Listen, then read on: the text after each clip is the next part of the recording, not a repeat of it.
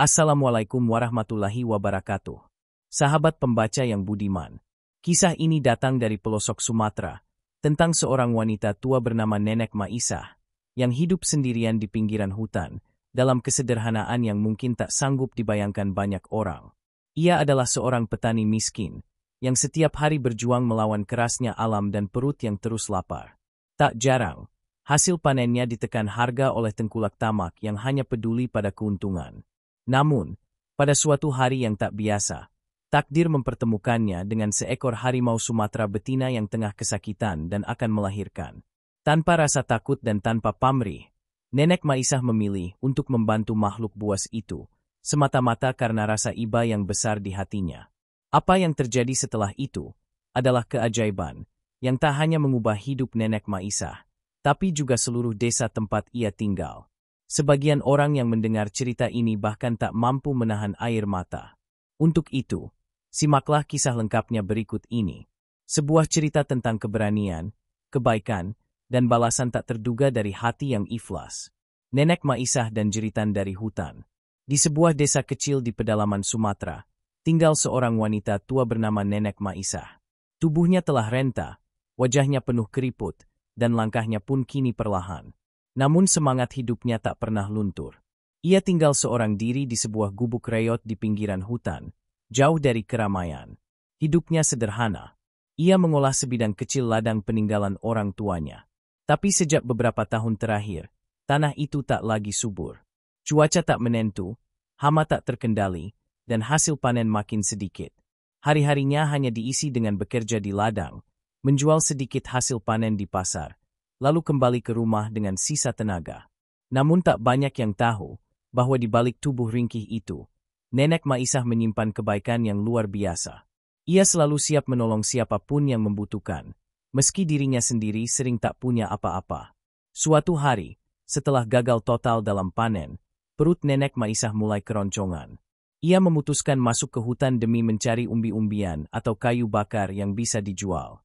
Meski sudah sangat tua, dan tahu bahwa hutan Sumatera menyimpan banyak bahaya, ia tetap melangkah masuk, berbekal tekad dan doa. Suasana hutan begitu sunyi. Hanya suara burung dan serangga yang terdengar. Semak belukar mulai menutupi jalur yang biasa ia lewati. Saat berjalan pelan dan menepis ranting, Nenek Maisah tiba-tiba berhenti. Ia mendengar suara rintihan lirih, menyayat, datang dari balik pepohonan lebat. Dengan langkah pelan dan penuh hati-hati, ia mendekati suara itu. Dan betapa terkejutnya ia. Seekor harimau Sumatera tergeletak lemah di tanah. Perutnya besar, tubuhnya gemetar. Mata binatang buas itu sayu, napasnya berat. Ia sedang dalam proses melahirkan, namun tak berdaya. Dalam kondisi seperti itu, kebanyakan orang pasti akan lari. Tapi tidak dengan Nenek Maisah. Ia justru menatap harimau itu dengan rasa iba. Kalau aku tinggal, mungkin dia mati. Tapi kalau aku bantu, apa dia akan menyerangku? Gumamnya dalam hati. Namun saat ia mengamati lebih dekat, harimau itu terlalu lemah untuk bergerak, apalagi menyerang. Dengan sangat perlahan, Nenek Maisah mendekat. Ia berjongkok di sampingnya. Tangan tuanya mulai meraba bagian perut sang harimau, mencoba merasakan posisi anak yang akan lahir. Ternyata posisi anak harimau tidak ideal. Ia harus dibantu agar bisa keluar dengan aman. Dengan penuh kesabaran, Nenek Maisah membenahi posisi anak harimau dari luar, lalu menunggu waktu dorongan berikutnya. Beberapa menit yang terasa seperti seabad berlalu. Akhirnya, dalam satu dorongan kuat dan jeritan pelan dari sang induk, lahirlah anak harimau kecil berbulu coklat ke dunia. Nenek Maisah tertegun. Anak harimau itu masih basah, tapi langsung menggeliat dan mulai bernapas. Sang induk mengangkat kepalanya dan menatap anaknya, lalu memandang Nenek Maisah dengan sorot mata lembut yang sangat kontras dengan rupa buasnya. "Selamat, anakmu selamat," ucap Nenek Maisah pelan, dengan senyum tipis di wajahnya yang lelah. Tanpa mengharapkan balasan atau ucapan terima kasih, Nenek Maisah berdiri. Ia tahu, ini pengalaman langka yang mungkin tak akan terjadi lagi seumur hidupnya. Ia pulang ke rumah. Tubuhnya lelah, tetapi hatinya tenang. Ia tak menyadari bahwa apa yang ia lakukan di hutan hari itu akan mengubah hidupnya selamanya. Tanah ajaib di depan pintu. Malam itu, Nenek Maisah tidur lebih cepat dari biasanya. Tubuhnya terasa letih luar biasa, tapi hatinya tenang. Ia tidak lagi memikirkan pertemuannya dengan harimau di hutan. Baginya, itu hanya pengalaman yang menegangkan, dan mungkin tidak akan terulang lagi. Keesokan paginya, saat sinar matahari mulai menerobos celah dinding kayu rumahnya, Nenek Maisah bangun dengan tubuh lemas. Sudah 2 hari ia hanya bertahan hidup dengan air putih. Tidak ada makanan, tidak ada uang. Ladangnya sudah lama tidak menghasilkan. Dengan langkah gontai, ia membuka pintu rumah, berharap mungkin ada tetangga yang berbaik hati meninggalkan sesuatu. Namun yang ia temukan adalah sebuah kantung kecil berwarna putih, tergeletak di depan pintunya. Kantung itu terikat rapi dengan tali dari serat alam. Tak ada nama, tak ada pesan. Wajahnya bingung. Ia menoleh ke kiri dan kanan, tapi tak ada siapa-siapa.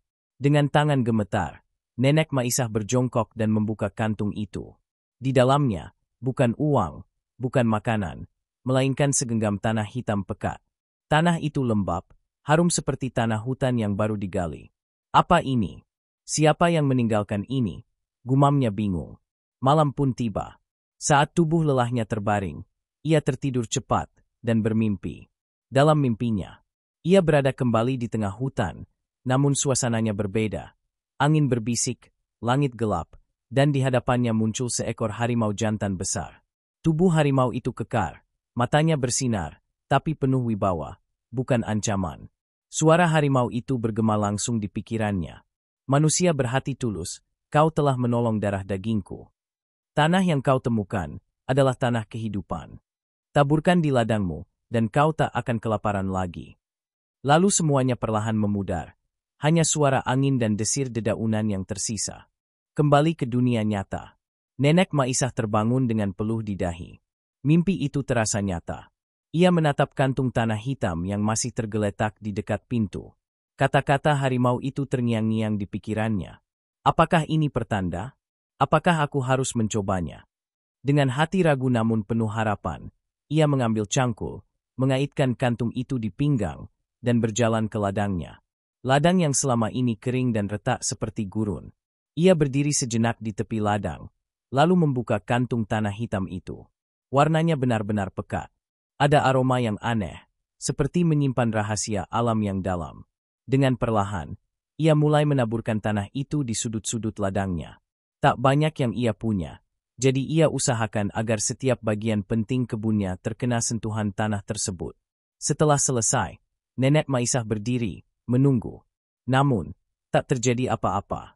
Tanah tetap tanah, ladang tetap kering, langit tetap sama. Ia menghela napas panjang. Mungkin aku hanya bermimpi, tapi setidaknya, aku sudah mencoba. Ia pulang, menepuk-nepuk tangan untuk membersihkan sisa tanah dari jari-jarinya. Lalu masuk ke rumah, berharap esok hari membawa kabar yang lebih baik. Ladang keajaiban dan dendam tengkulak. Pagi itu, udara terasa lebih sejuk dari biasanya. Embun masih menggantung di ujung daun, dan burung-burung berkicau riang di kejauhan. Tapi ada sesuatu yang berbeda. Entah kenapa, jantung Nenek Maisah berdegup lebih cepat, seolah ada yang menunggu. Dengan semangat yang jarang ia rasakan, ia mengambil caping dan berjalan menuju ladangnya. Namun sesampainya di sana, ia terdiam. Matanya membelalak, tangannya bergetar. Ladang yang kemarin gersang dan penuh retakan tanah, kini berubah menjadi hamparan hijau subur. Sayuran-sayuran tumbuh lebat. Daun-daunnya lebar dan segar. Tanaman-tanaman yang sebelumnya mati kini berdiri kokoh, seolah diberi napas baru. Air matanya menetes. Bukan karena sedih, tapi karena tak percaya keajaiban benar-benar terjadi. Alhamdulillah. Ya Allah, lirihnya sambil menatap ladangnya yang kini hidup kembali. Dengan segera, ia memanen hasil pertama yang luar biasa itu. Wajahnya berseri-seri saat memasukkan sayuran ke dalam keranjang rotan. Untuk pertama kalinya setelah sekian lama, ia bisa pergi ke pasar dengan kepala tegak. Pasar yang heboh. Di pasar desa, dagangan Nenek Maisah langsung diserbu pembeli. Dalam hitungan jam, semua sayuran ludes. Orang-orang takjub melihat kualitas hasil panennya. Bahkan pedagang lain mulai penasaran dan bertanya-tanya, apa rahasia di balik kebun nenek tua itu. Namun, tidak semua orang ikut bahagia. Pak Amir, tengkulak serakah yang biasa memeras petani desa, menatap dari kejauhan dengan tatapan penuh benci. Biasanya, semua hasil panen harus melewati dia dulu, dibeli murah lalu dijual mahal. Tapi kini, Nenek Maisah menjual langsung, tanpa perantara. Kurang ajar. Dari mana dia bisa dapat hasil panen sebanyak itu? Geram Pak Amir dengan wajah merah padam. Rencana jahat di tengah malam. Tak lama, malam pun datang. Di sebuah rumah besar dengan pagar tinggi, Pak Amir duduk gelisah. Ia meneguk minumannya dengan kasar, lalu memanggil dua anak buahnya, Ujang dan Komar. Pergi ke kebun Nenek Maisah. Racuni semua tanamannya. Biar dia kapok, bisiknya pelan namun dingin. Tengah malam, dua sosok itu menyelinap di antara pepohonan menuju ladang Nenek Maisah. Di tangan mereka, botol-botol berisi cairan beracun siap dituangkan ke tanaman. Namun, saat mereka hendak membuka botol, tiba-tiba, grrrrhahaha. Suara geraman keras menggema dari semak belukar. Seekor harimau besar muncul dari kegelapan, matanya bersinar, tubuhnya kokoh. Ujang dan Komar pucat pasi. Tanpa pikir panjang, mereka menjatuhkan botol racun dan lari terbirit-birit, meninggalkan ladang dalam keadaan utuh. Ladang yang diberkati. Pagi harinya, Nenek Maisah kembali ke ladangnya. Ia tak tahu ada kejadian mencekam semalam. Tapi saat melihat sayuran tumbuh semakin subur, ia tersenyum lega. Panennya semakin melimpah. Ia mulai bisa membeli ladang baru, mempekerjakan warga desa, dan bahkan membantu para petani kecil lainnya agar tak lagi bergantung pada tengkulak. Sementara itu, Pak Amir jatuh miskin. Tak ada lagi petani yang mau menjual hasil panen kepadanya. Anak buahnya pun menolak menjalankan perintah jahat. Mereka trauma oleh tatapan sang harimau penjaga. Kini, nama Nenek Maisah dikenal sebagai petani paling dermawan dan dihormati. Ia tak hanya menyelamatkan seekor harimau, tapi juga mengubah nasib banyak orang di desanya. Pelajaran dari kisah ini, kebaikan sekecil apapun, jika dilakukan dengan tulus, akan kembali dalam bentuk yang tak pernah kita duga. Kadang bahkan datang dari seekor harimau. Balasan dari hati yang ikhlas. Sejak hari itu, kehidupan Nenek Asi berubah total. Dari seorang petani miskin yang hampir menyerah, ia menjadi simbol harapan bagi desa kecil di pinggiran hutan Sumatera. Ladangnya tak pernah lagi kosong, panennya tak pernah gagal. Tapi lebih dari itu, hatinya tetap sederhana, dan tangannya tetap terbuka untuk membantu sesama. Semua itu bermula dari satu keputusan kecil, menolong makhluk yang sedang kesakitan. Ia tidak meminta imbalan. Ia hanya mengikuti suara hatinya. Dan Tuhan membalasnya dengan cara yang tak bisa dijelaskan oleh logika manusia. Pesan dari kisah ini, dalam hidup ini, jangan pernah remehkan satu perbuatan baik, sekecil apapun. Karena kebaikan yang dilakukan dengan ikhlas akan kembali kepada kita, kadang lewat cara yang tidak pernah kita duga. Bahkan, bisa datang dari arah yang tak masuk akal, seperti dari seekor harimau di tengah hutan. Cerita ini adalah dongeng fiksi yang ditulis untuk memberi pelajaran moral dan inspirasi. Nama tokoh, lokasi, dan peristiwa hanyalah rekaan belaka. Jika ada kesamaan nama atau tempat, itu tidak disengaja. Semoga kita bisa mengambil manfaat dari kisah sederhana ini. Terima kasih telah menonton video ini.